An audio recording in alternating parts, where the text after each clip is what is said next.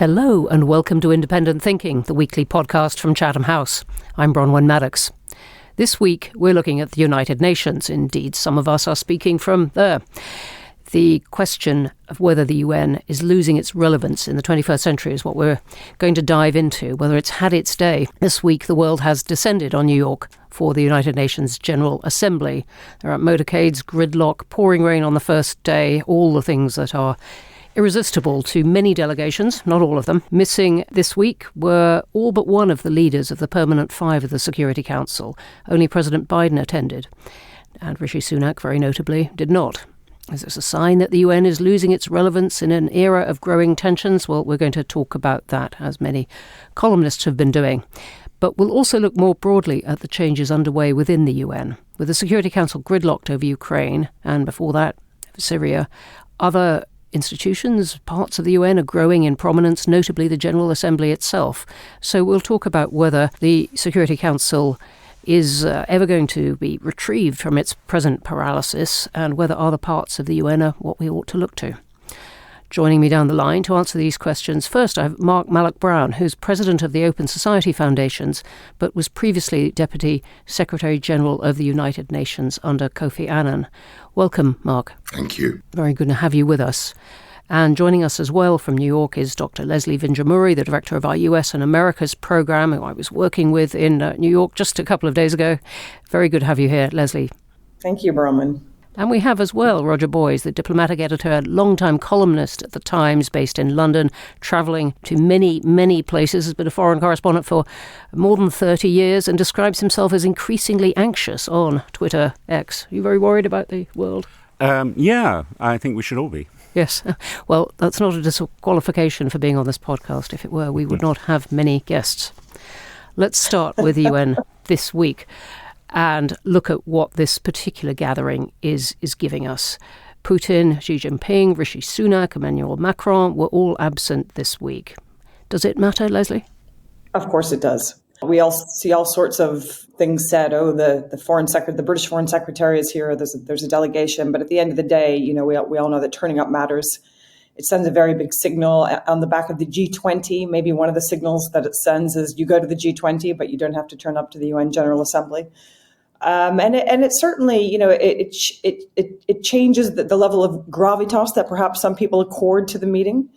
It changes the conversation, but it also it opens up a space, or certainly on this occasion, opened up a space for President Biden to be, the sole P5 member leading the conversation. It kind of puts it squarely in America's camp in one sense, and I think we've seen very much, focus, as we know, on developing countries. And when you don't have the rest of the P5 here for that conversation, I think that also sort of sets a particular tone.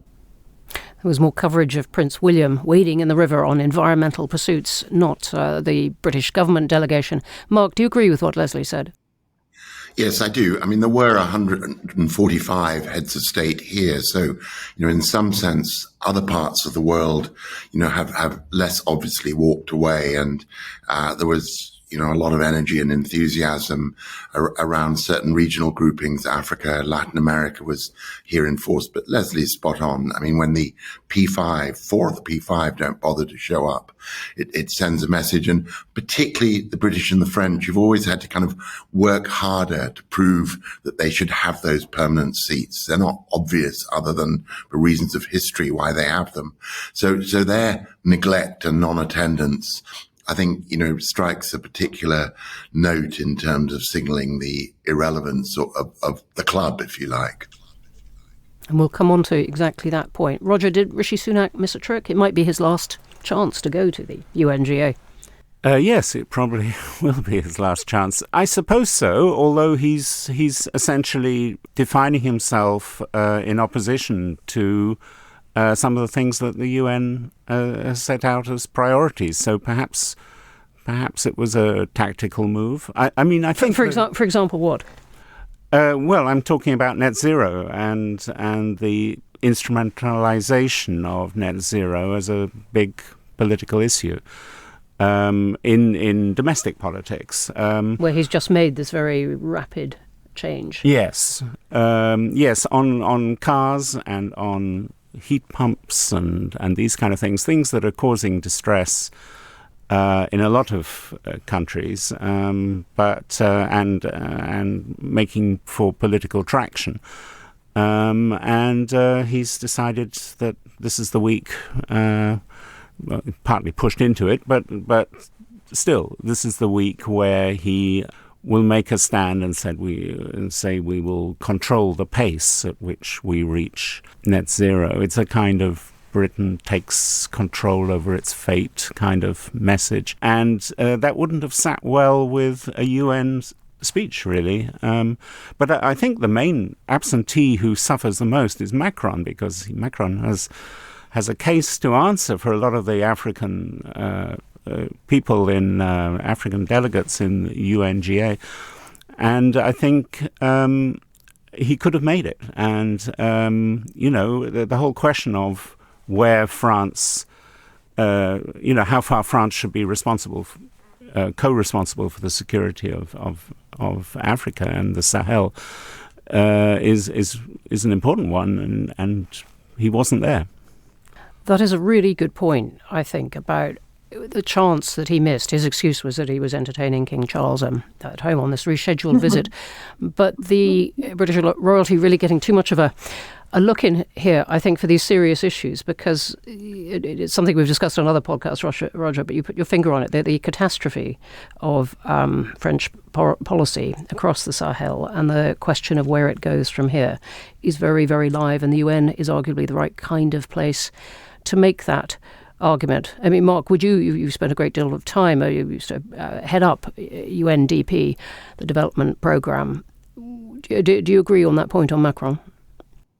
I do, actually, and it's actually one of the sort of sub-themes this week is what's happened to UN peacekeeping, which has always sort of had an advantage of being rather sort of economical and lightly armed troops who cost a lot less than deploying a NATO mission. And that was always seen as a virtue and an advantage.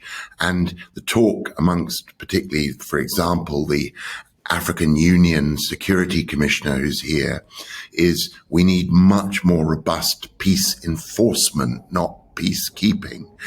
And he has in mind places like Mali, where you actually have to go out and fight.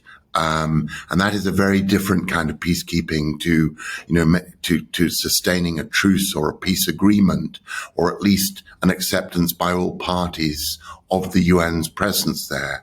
Suddenly you kind of have to fight to make headway. And, that's where the UN forces and the French forces have really come up short.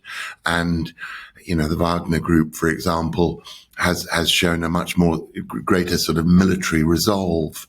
And, I think thoughtful people are wondering, how can we kick UN peacekeeping up a gear before it becomes utterly irrelevant?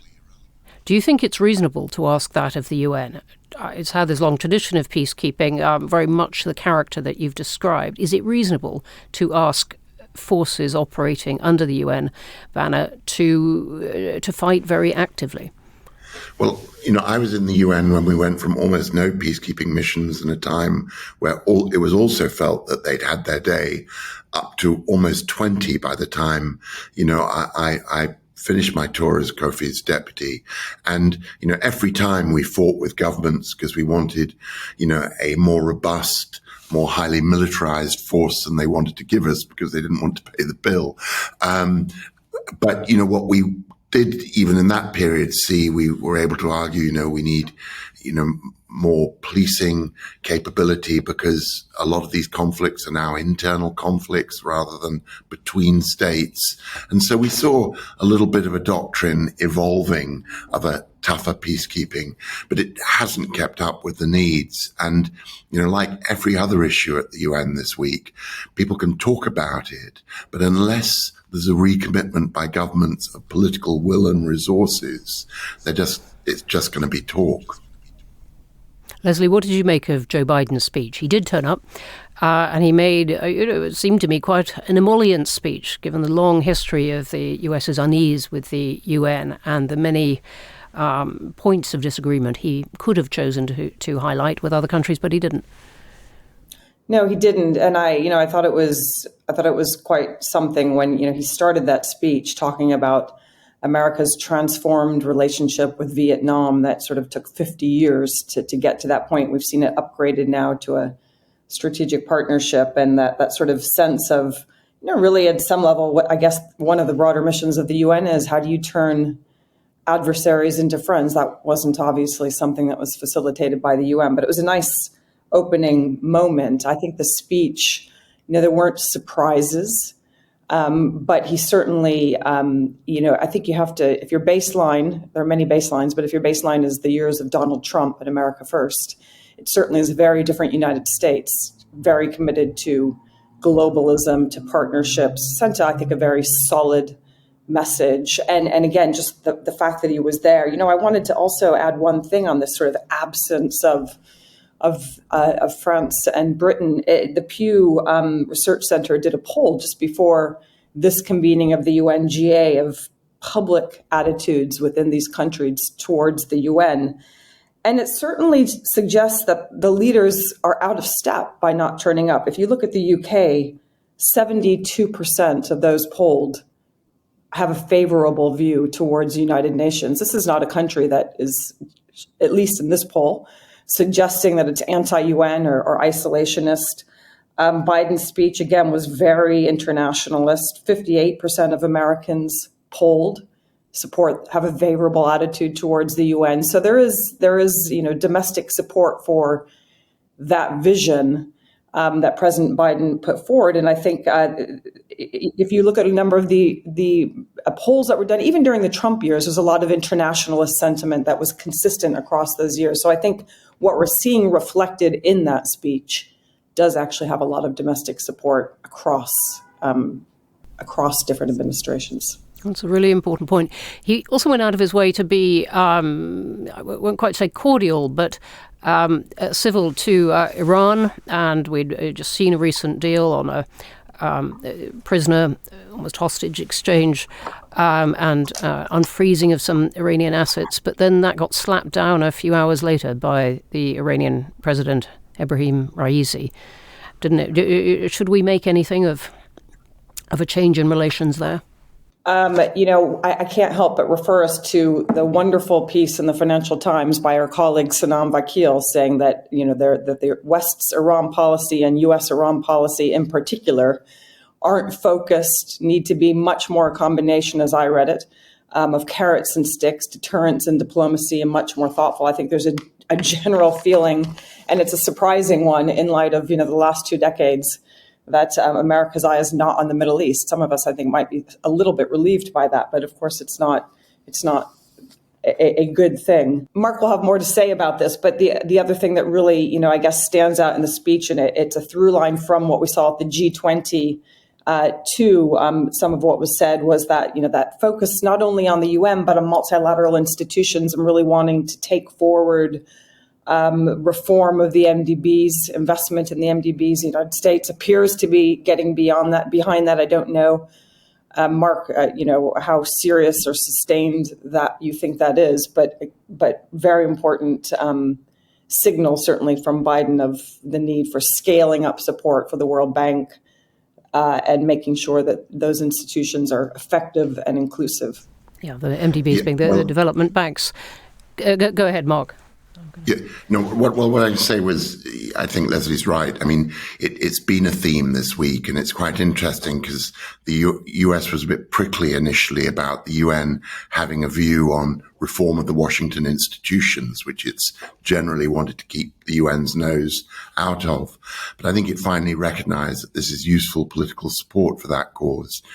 I have to say the leadership of these institutions, however, while ambitious to grow their mandates and their resources, are deeply wary of the political situation in Washington and skeptical that the Republicans are going to allow the kind of capital increases that Biden has tentatively suggested. And so, this side of an election, there's a real fear that not much is going to happen in terms of additional resourcing of these institutions. And then the other side of an election, maybe quite a lot won't happen as well. Roger, how do you think this unpredictability of the heart of US politics affects the UN at the moment? Well, It should be UN issues and multilateral diplomacy should be at the very heart of the Biden administration, and one expected that. But the truth is that these organizations, such as they are, and I include G7 in that, are not very effective, and we haven't had the energy, really, from the US administration to change that. That seems to me one of the many absences, one of the many gaps in the Biden record is that he offered us a multilateralism and hasn't really delivered. I mean, he talks nicely, and he's certainly an improvement on his predecessor, but there's no creative input at all on this. And there was a reference in his speech to reforming the UN Security Council, which is good, and there is some thinking around that. But the truth is, time is running out very fast for Biden, and I'm worried that the Security Council, permanently blocked by Russia and China in different ways on different scenarios, won't recover from the dying swan phase of the Biden administration and the assertiveness of China. You've taken us very elegantly onto the question I wanted us to discuss next, which is really our second topic, the Security Council itself, and whether it can be retrieved from the position it's in. Leslie, what have you made of it over the Ukraine? The whole period since the Ukraine invasion, where the Security Council has been deadlocked, but the General Assembly has managed to get big votes through. What does this tell us about the Security Council and whether anything can be done? Well, I mean, we have one of the experts in the room, and Mark, on this broader question of Security Council reform. Certainly, those of us. Funnily enough, I'm about to ask him in a second, but I remember your strong opinions within Chatham House on this subject, so I wanted to get a taste of that. I mean, I'm aligned with those who say it's impossible because turkeys don't vote for Christmas, kind of thing. But I still think it's very important that the U.S. has come out, as well as now the UK, so strongly in favor of adding more permanent and non-permanent members. It would have been a good thing for Modi to turn up this year, given that India is arguably first in that line. But I think, and here I guess I would disagree with that broader comment about Biden's support of multilateralism. It's clearly the case that the Security Council is stuck on the big issue. I think Richard Gowan a year ago very eloquently demonstrated that, there's still a lot of conversation and actually a number of resolutions that have gone through the Security Council, just not on the top line question of the war in Ukraine. But what we are seeing is, as you suggested, more activity in the UN General Assembly. We saw those very important votes, but also a broader sense of, sometimes you've got to work around the largest organization, and the Biden administration has invested heavily, certainly, in a number of organizations across the Indo-Pacific, the Quad, AUKUS, getting together the Indo-Pacific Economic Framework. We've seen a talk of the LA Declaration on Migration. There was an Atlantic Partnership announced this week. So there's certainly a commitment to finding multilateral fora that are, less bricks and mortar based, but that include a number of key actors, the G20, the G7, and that are very much about solving problems, problem-oriented multilateral frameworks. It's a pity. It's more than a pity. It's a very significant falling short not to have the Security Council functional. But in some ways, it's good to have it so visibly unfunctional or visibly dysfunctional. And that it becomes itself a problem to be solved. I like the way you frame it. As you know, we spend a lot of time at Chatham House saying we're not simply describing the world. We're trying to identify the problems that we then want to help improve, if not completely resolve. Mark, do you think the Security Council is a problem that can be resolved? Most of its life, the Security Council has been dysfunctional. It's been quite brief periods in the 75 years plus of the organization's life that you've had an effective Security Council. So in a way, it's nothing new. And, the way, and each time this has happened, the UN generally and the Security Council particularly has defaulted to, as Leslie indicated, second tier problems, where it's got a little bit more oxygen and space to act because great power interests aren't so directly engaged or might even be facilitated by, conflict management around the margins, so to speak. And, that's what's driven the council to often be effective on, say, a small African conflict, but, equally shows its irrelevance in a big conflict such as that in Ukraine at the moment. But, I think it is fair to say that this is the first time that the reaction of some members of the council and more broadly of the General Assembly has been to say, let's get a foot in the door here for some real reform. And, people recognize it may not happen immediately, but they do, and perhaps it's a bit of a fantasy, imagine a post-Putin world where a Russia which has in some ways been tamed by the Ukraine experience and learnt from it becomes an ally also of Security Council reform. Given that those who follow Russia actually anticipate that Putin is more likely to be succeeded by a right-wing nationalist than a liberal reformer, I think there's an element of wishful thinking in this scenario. But at least in the meantime, even this resolution which was passed, which now requires the General Assembly to debate and vote itself after any use of the veto in the Security Council, has in its already changed the tone of things. It's the Russians are not reticent about using the veto on Ukraine, but they now know that they're going to get a thorough dousing of cold water each time they do in the General Assembly, and it's going to continue to consolidate international condemnation of their actions. So,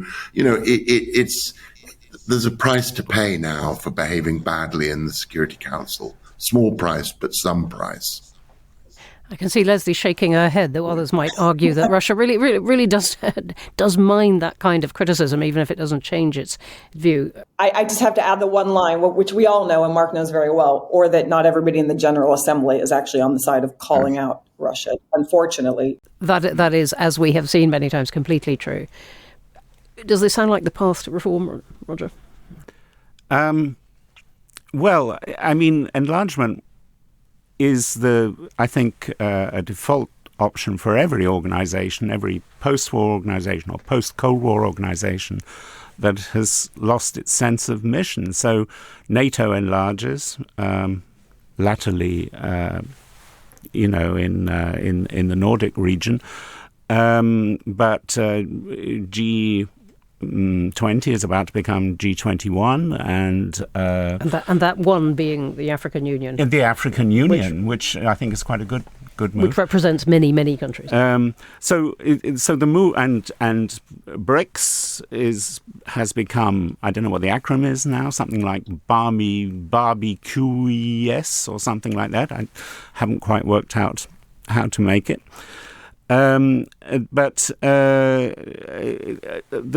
So enlargement does actually focus discussion on values, and it gives at least the impression of inclusiveness, or both of which seem to be missing from the way that the UN is operating at the moment.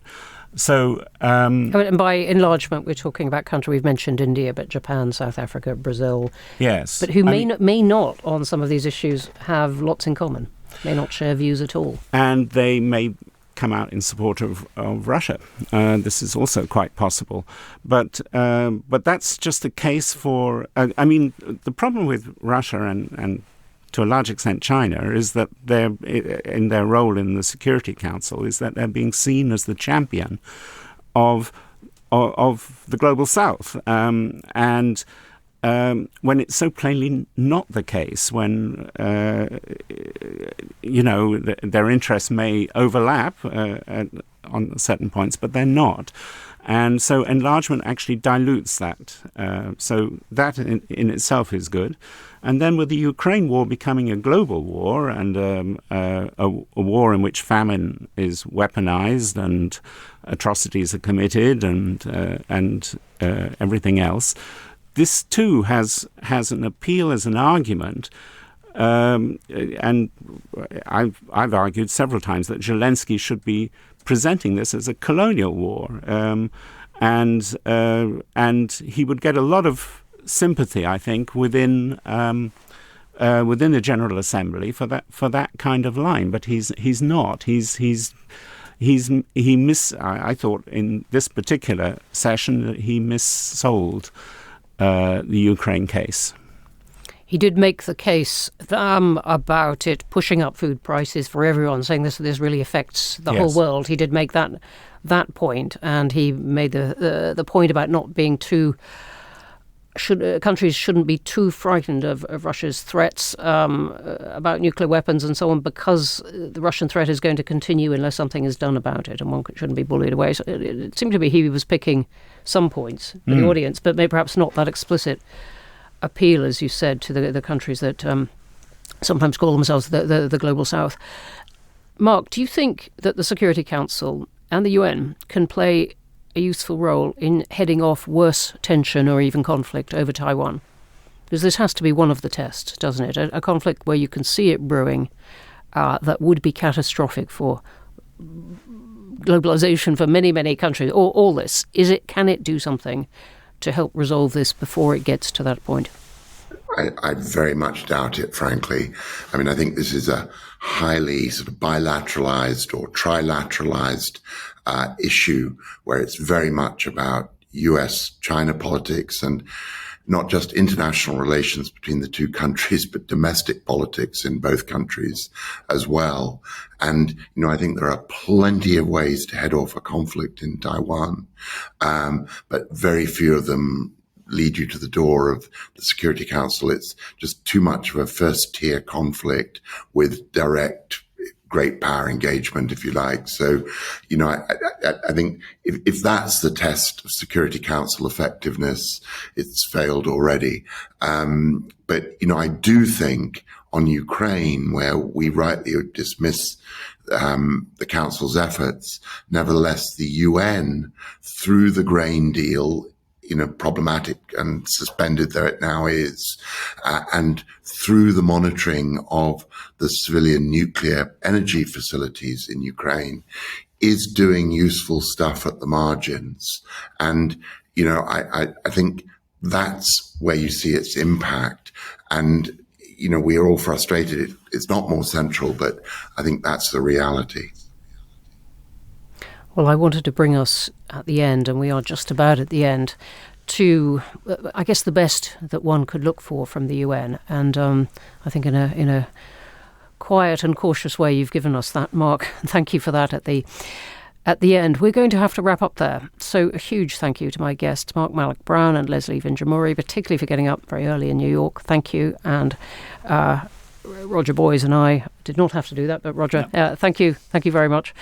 I simply had to get up out of my jet lag. Do follow all our guests on Twitter, X, as we will inelegantly call it. The links are in the notes to this. And a reminder that you can find all of our podcasts on Apple, Spotify, all major platforms, as well as through our social media. So do like, follow, subscribe, and leave us a review. I do look at them. To read more from our experts or to find out more about our events, and this is really the peak winter season, or to become a member, and we'd love to have you. Don't forget to visit chathamhouse.org, and you can find the work of all our programmes there, including everything that Leslie and team are writing. Goodbye, and thank you for listening. And once the hurly-burly of the UN has finished this week, we will turn our attention to other things.